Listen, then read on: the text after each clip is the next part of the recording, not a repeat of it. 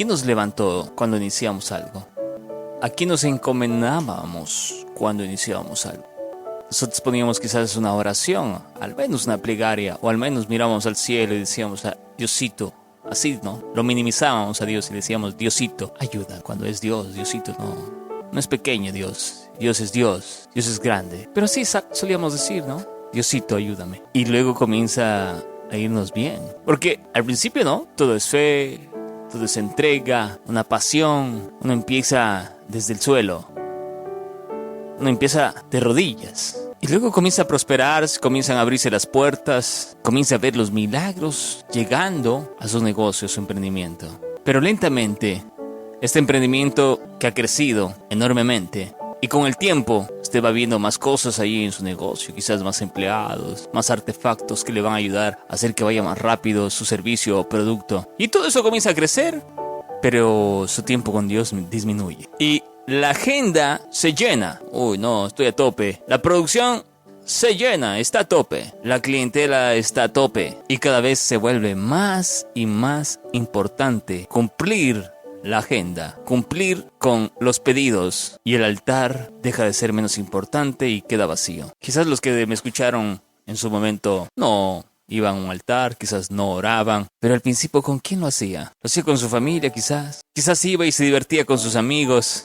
Y al principio, cuando inicié la emisora, lo inicié en un camper, sin aire acondicionado, nos moríamos de calor ahí. Y recuerdo que vinieron unos cuantos amigos, entre esos Carlos Quintana. Y poníamos música para divertirnos, para compartir un rato ameno y hablar por el micrófono, y compartir con la audiencia, y reírnos con ellos. Y luego nos íbamos acá a la playita, cuando nadie iba a la playita. Así era al principio.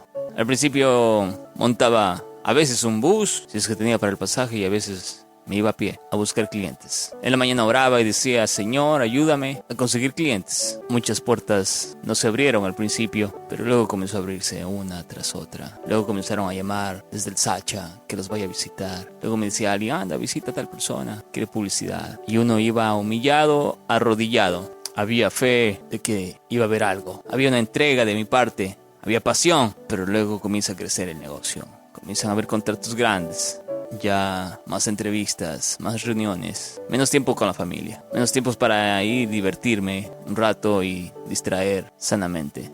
Y comienza a disminuir eso, lo que realmente importa. El negocio que empezó con oración, el negocio que empezó con la familia, con el amor, con la amistad, ahora comienza a seguir adelante por inercia.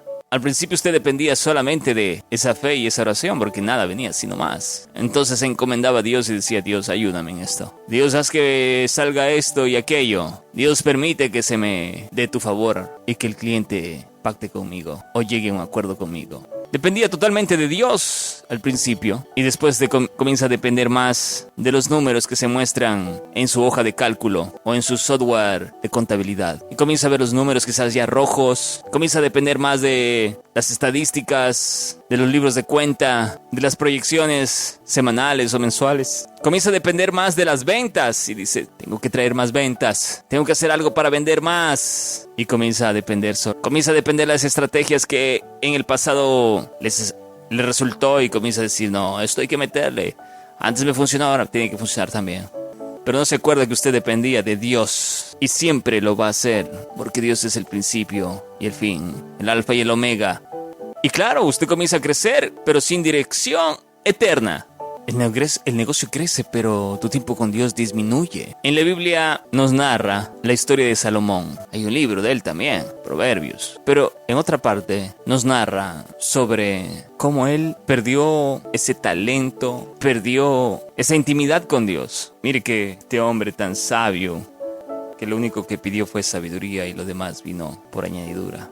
Primera de Reyes 11:4 dice, y cuando Salomón era ya viejo, sus mujeres inclinaron su corazón tras dioses ajenos. Y su corazón no era perfecto con Jehová su Dios como el corazón de su padre David. Uno dirá, pero si este hombre tan sabio, ¿por qué dice la Biblia que no era perfecto su corazón con Jehová? En este pasaje menciona, ¿no?, que estas mujeres inclinaron su corazón tras dioses ajenos. Dios le había dado una orden que no se mezclara con mujeres de otro reino, pero fue desobediente. Y estas mujeres comenzaron a meterse en su vida y a darle parte de esa cultura de adorar a dioses ajenos, que no sea el Dios de Israel. Supongo que Salomón quiso complacer a estas mujeres. Supongo que Salomón tenía miedo de que su reino cayera y se casó con estas mujeres por alianzas políticas. Entonces se fijó en su propio pensamiento y en su propia prudencia. Así como usted comienza a depender de su propia prudencia, dice, no, lo que está en el Excel, lo que está en la estrategia y en el manual del marketing o en el manual de los negocios, tengo que hacer esto para que resulte. O se deja llevar por los amigos inescrupulosos que le dicen, no, tú tienes que pagar una cuota, tienes que aceitar para que te salga rápido ese contrato. Oh, no te preocupes, anda y manipula la balanza, así te ganas unos centavos más. O manipula la cinta métrica, o añádale un pequeño sobreprecio y comienzas a hacer cosas que es adorar a otro Dios. Hoy quizás usted no está adorando a otro Dios como Salomón, no está adorando a Artemisa, no está adorando a Osiris, pero está en estos actos que son de poca ética y poca moral, está adorando a otros dioses. Esos son los otros dioses. Cuando usted hace trampa, cuando usted engaña y trae productos que sabe que no le van a servir al cliente, pero los hace pasar porque son de buena calidad, porque cree y dice, si los compro a bajo precio y los vendo más, entonces tendré más ingresos. O comienza a hacer publicidad engañosa. Ahí usted comienza a alejar su corazón del Señor. Y comienza a depender más en su propia prudencia y no en lo que Dios realmente le ha dicho a usted que obedezca. A Salomón se le dio sabiduría, riqueza y fama, pero olvidó la razón por la que fue bendecido. Comenzó adorando fervientemente a Dios y terminó adorando lo que Dios le había dado. No adore su propia prudencia, no adore lo que ha conseguido y diga, el sudor de mi frente ha conseguido esto. Esto ha sido porque he sido pilas y astuto. Es el esfuerzo de mi trabajo lo que ha hecho que logre todo lo que tengo. Es el Dios Todopoderoso el que le ha permitido tener todo lo que tiene, porque Él es el dueño del oro y la plata. De gracia recibís y de gracia das, dice el Señor. Eso téngalo en mente. No perdió Salomón su riqueza por falta de talento, sino porque dejó de adorar a Dios. Su falta de devoción comenzó a arrancharle lo que Dios le había dado. Recuerde que su empresa no es un medio, así nomás. Su empresa no es el fin, no es el objetivo final. Su empresa es para el servicio de Dios. Y claro, usted por añadidura ganará un dinero. Cuando el negocio deja de servir a Dios para servirle solo a usted, entonces se convierte en una carga que tarde o temprano no podrá sostener. Por eso hay empresarios que, aunque parezca que van fructífero y creciendo, realmente lo que van haciendo es teniendo una carga. Más endeudados, con más problemas financieros, con un montón de problemas. Se lo dice este hombre, que trabajaba como burro hasta las 12 de la noche, porque ya no estaba sirviendo a Dios, sino sirviéndome a mí. Y claro, se convirtió en una carga, porque quería más y entonces avaramente iba por más. Y tenía que cumplir con más personas, con más entregas. Entonces tenía que trabajar más. El hecho no es trabajar más para servirte a ti mismo, a tus placeres y vanidades, sino para servirle a Dios, para darle a Él lo que Él se merece, la gloria y la honra.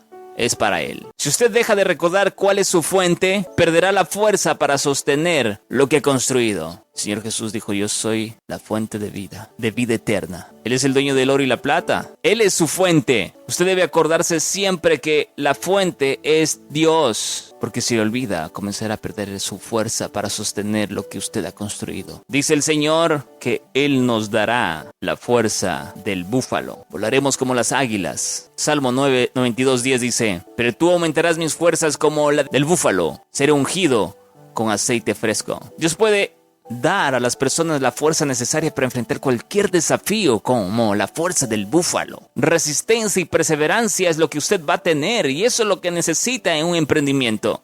El búfalo representa resistencia y persistencia. Y Dios puede dar a sus seguidores la capacidad de perseverar a pesar de las dificultades. La fuerza del búfalo puede ayudar a las personas a superar obstáculos y vencer sus problemas. Confianza en Dios es lo que tiene que tener. Es una invitación a confiar en la fuerza de Dios para enfrentar las pruebas de la vida. Cuando usted se sienta débil o desanimado, recuerde esto. Él nos da la fuerza del búfalo. Y ahí está nuestra fuente. Ahora yo le pregunto, ¿usted va a consultarle a Dios? ¿Todavía consulta a Dios antes de cada decisión importante? Y usted preguntará, ¿pero ¿y cómo le consulto?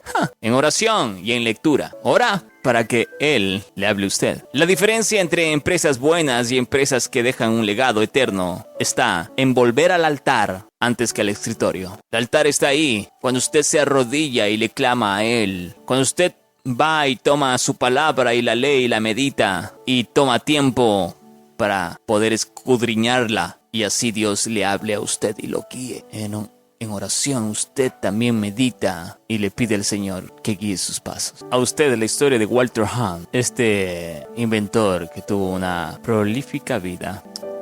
Finalmente, algo tan pequeño lo convirtió en un hombre próspero. Y ese pequeño invento lo llevó a otro invento más grande. Está dentro de la línea del tiempo de los inventos que son tan ordinarios quizás, pero que luego se convierte en algo tan grande que el día de hoy pareciera que no fuera gran cosa. Walter Hunt, estoy hablando de hace muchos años, por allá en 1790 y pico, en los 1800. Tenía una deuda, dicen los historiadores, que era una deuda de $15, pero hoy obviamente no era $15 lo que es hoy, sino una deuda grande. No tenía cómo pagarla, estaba intranquilo para pagarla. Se sentó en su taller rodeado de engranajes, de telares, bocetos que quería hacer y que no podía terminar. Estaba lleno de incertidumbre por la mala racha que estaba viviendo. Y de repente, una idea vino sobre su cabeza y recordó que el mundo estaba lleno de alfileres rudimentarios y siempre causaban punzones en los dedos de las personas. Y dijo él, pero ¿y si existiera una forma de hacerlos más seguros? Y dijo, tomó un trozo de alambre, de latón, y empezó a doblarlo entre sus dedos. Y mientras jugaba con la pieza metálica, su mirada se nubló y de pronto, entre sus manos tenía una pequeña pieza metálica que podría cambiar la forma en que se usaban los alfileres. Una idea que podría revolucionarlo todo, algo tan sencillo, tan pequeño. Y comenzó a modelar el alambre, dándole una forma curva, añadiendo un pequeño cierre que ocultaba la punta. Y era perfecto. Un pequeño invento que cambiaría la forma en que las personas sujetaban las telas, los vendajes, los adornos. A este invento lo llamó el imperdible. Con apenas unos puñados en el bolsillo, patentó su creación un 10 de abril de 1849 y vendió su patente, suficiente para pagar los $15 que debía y le sobraba. El imperdible ha trascendido generaciones, convirtiéndose en el objeto tan usado, no solamente para los modistas. Usted en casa quizás tuvo su imperdible. Aquellos que tuvieron un bebé y no utilizaron pañales desechables, utilizaron un imperdible. O aquellos que querían quizás ajustar por un momento esa parte de su prenda. Walter Hunt jamás imaginó que por una deuda insignificante terminaría creando uno de los objetos más utilizados de la historia. Dios no es un simple mortal para mentir y cambiar de parecer. ¿Acaso no cumple lo que promete ni lleva a cabo lo que dice? Dice Números 23:19. Y Dios cumple con lo promete. Porque dice Filipenses 4:19, así que mi Dios les proveerá de todo lo que necesiten conforme a las gloriosas riquezas que tiene en Cristo Jesús. El señor Hunt recibió la provisión de Dios. De la nada, no tenía nada en su bolsillo. Al contrario, él tenía menos $15. Haga de cuenta que hoy $15 son como más de $8,000, quizás $10,000. Así tenía, negativo $10,000. Cuentas por pagar, no por ni siquiera cobrar. Ese hombre estaba arruinado. Pero tuvo que acudir ¿a quién? Al que dice, venga a mí todos ustedes que están cansados y agobiados, yo les daré descanso. Mateo 11:28. ¿Quién pone las ideas en su cabeza? Él pone el sentir y el hacer. Dios es el que ilumina. ¿O acaso vino por sí? Clama a mí y yo te responderé, dice el Señor. Te enseñaré cosas ocultas que jamás tú has visto. El señor Hunt tiene que haber estado haciendo plegarias y plegarias para poder encontrar una solución a su gran problema. Porque Dios es el que en nosotros produce el querer, el hacer, por su buena voluntad. Filipenses 2:13. Con Mi gracia te basta, dice el Señor. En la debilidad del hombre, su poder se perfecciona. 2 de Corintios 12:9 dice: te basta mi gracia, pues mi poder se perfecciona en la debilidad, por tanto, muy gustosamente me gloriaré más bien en mis debilidades. ¿Acaso el señor Walter Hahn no estaba en lo peor de su vida? Imagínese las deudas encima, preocupado cómo llevar pan a la mesa, preocupado qué tendría que hacer él para poder pagar las deudas, en su taller que no terminaba una cosa tan insignificante como un imperdible. Hoy quizás un imperdible ahí donde usted está, dirá, esta pendejada de 10 centavos que cuesta. Hizo el imperdible y vendió la patente. ¿Sabe? Hay dos cosas aquí. Primeramente, que Dios ya le dio el hacer, ¿no? Le dio la visión. Si Dios le da una visión, recuerde que si usted está con Él allanará el camino. Sí, si Él le da la visión, Él allanará el camino. Así dice su palabra. Caminaré delante de ti, te iré allanando el camino. Isaías 45:2. Romperé las puertas de bronce, quebraré los cerrojos de hierro.